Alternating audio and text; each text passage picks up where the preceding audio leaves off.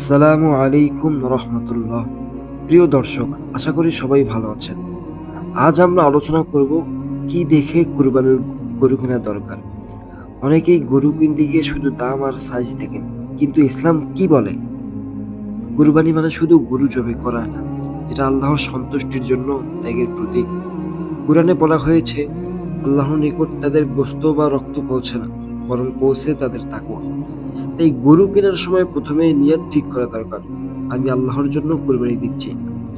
রাসূলুল্লাহ সাল্লাল্লাহু আলাইহি ওয়াসাল্লাম বলেছেন, ৪ ধরনের দোষযুক্ত পশু দ্বারা কুরবানি বৈধ নয়।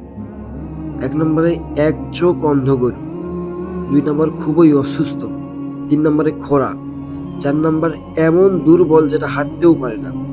তাই গরু কেনার সময় দেখতে হবে চোখ ঠিক আছে কিনা, দাঁত ঠিক আছে কিনা, হাঁটতে পারে কিনা, চামড়ায় বা শরীরে বড় কোনো জখম নেই। গরুর বয়স হতে হবে কমপক্ষে ২ বছর।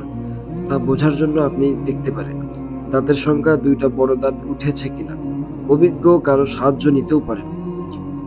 গরু যেন সুস্থ, খেতে পারছে, পানি খাচ্ছে, গরুর মেজাজ শান্ত কিনা।